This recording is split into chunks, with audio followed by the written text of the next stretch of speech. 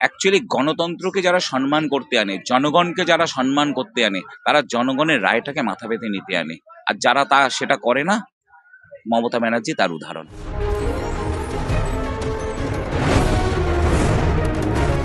বিরোধী দলনেতা বর্তমানে নবনির্বাচিত মুখ্যমন্ত্রী শুভেন্দু অধিকারীর আত্মসাৎ খুনের মামলায় গ্রেফতার হলো 3 জন অভিযুক্ত, যারা একজন উত্তরপ্রদেশ, একজন বিহার, এরকম করে তাদেরকে কলকাতায় আনা হলো, বারাসাতে তাদেরকে কোর্টে তোলা হবে।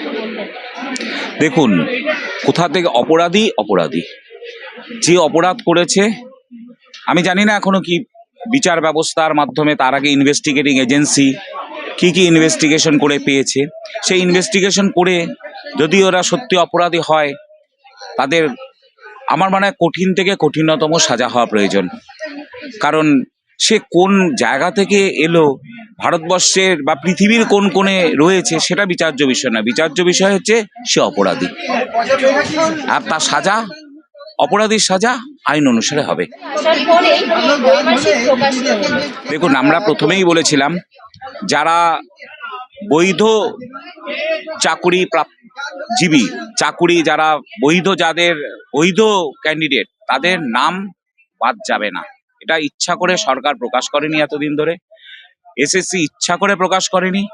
আজ আমরা ওএমআর শিটগুলো বার করে দিয়েছি, যে শিটগুলো তারা বার করতে চাইছিল না সেগুলো। কারণ এগুলো হচ্ছে কি বলুন তো, তারা ইচ্ছাকৃতভাবে লুকিয়ে রেখেছিল, যাতে তাদের যে দুর্নীতি করে যারা চাকরি পেয়েছে তাদেরকে আড়াল করার জন্য, যারা সত্যিকারের যোগ্য তাদেরকে বাতিল করার উদ্দেশ্যে এই কাজটা করেছিল। সেটা আমাদের মধ্যে একটা এজেন্ডা ছিল। আমরা সরকারে এলে সেটাকে করতে দেব না, আমরা যোগ্যদেরকে ঠিক ফিরিয়ে আনবো, আর অযোগ্য যারা, তাদের আইনত মতো যা ব্যবস্থা হবে এবং তাদের চাকরি তো হবে। অ্যাকচুয়ালি গণতন্ত্রকে যারা সম্মান করতে আনে, জনগণকে যারা সম্মান করতে আনে, তারা জনগণের রায়টাকে মাথা পেতে নিতে আনে। আর যারা সেটা করে না, মমতা ব্যানার্জি তার উদাহরণ। দেখুন, সুজিত বোসের গ্রেপ্তার করা হলো, হয়তো একটা প্রশ্ন আসতে পারে যে কেন আগে না। আমি আগে বলে নিচ্ছি এই প্রশ্নটা। সুজিত বোসের অপরাধটা এই ইডি, ইনভেস্টিগেটিং এজেন্সি সমস্ত তথ্য হাতে নিয়ে, সমস্ত কিছু হাতে নিয়ে তবে তাকে গ্রেপ্তারের মতন সিদ্ধান্তটা নিয়েছে। তার মানে উনার এগেনস্টে অ্যাডুকেট সাবস্টেন্সিয়াল এভিডেন্স পাওয়ার পর উনাকে কিন্তু গ্রেপ্তার করেছে। তাই জন্য অনেকের প্রশ্ন আসতে পারে যে আগে অ্যারেস্ট করে নিল, সাবস্টেন্সিয়াল এভিডেন্সগুলো তাই জন্য ইডি টোটালি কালেক্ট করার পরেই কিন্তু উনাকে অ্যারেস্ট করেছে। আর আমার মনে হয় উনি যে অপরাধটা করেছে, দেখুন, সাদা চোখে যদি আমরা দেখি, উনার অপরাধের মাপকাঠিটা কিন্তু আমরা সবাই বুঝতে পারি, কিন্তু আমরা বিচার ব্যবস্থা, ভারতীয় গণতন্ত্রের এই বিচার ব্যবস্থার উপর সম্পূর্ণ আস্থা রাখি। তাই বিচার ব্যবস্থার মাধ্যমেও তার উপযুক্ত সাজা হবে, এটা আমি আশা করি। সেটা আমি মনে করি না যে অপরাধ করেছে তাদের প্রত্যেকের বাড়ি যাবে, একজনেরও বাদ যাবে না, এইটুকুনি বলতে পারি। কার নাম বলবো তা নয়, একজনও বাদ যাবে না যারা যারা অপরাধ করেছে।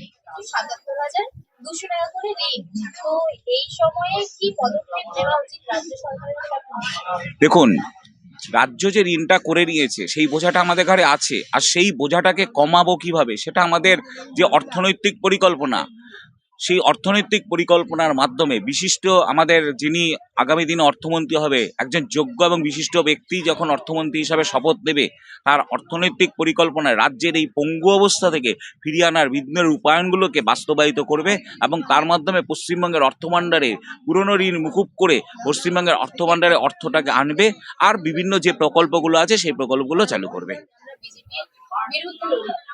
দেখুন, মমতা ব্যানার্জির কোনো কিছু নিয়েই আমার আর উত্তর দেওয়ার মতন ইচ্ছাটুকুন নেই। কারণ মমতা ব্যানার্জি যা বলে সবাইকে বিপদে ফেলার জন্য বলে। আমি জানি হয়তো এখন যারা বিপদে পড়তে চায় ওনার সাথে আসবে, জোট বাঁধবে।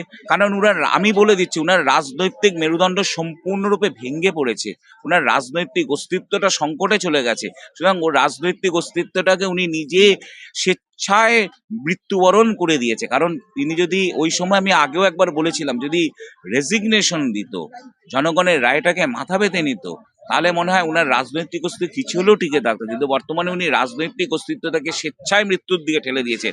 তাই উনার আর আমি উনাকে রাজনৈতিক ব্যক্তিত্বের মধ্যে ধরতে চাই না।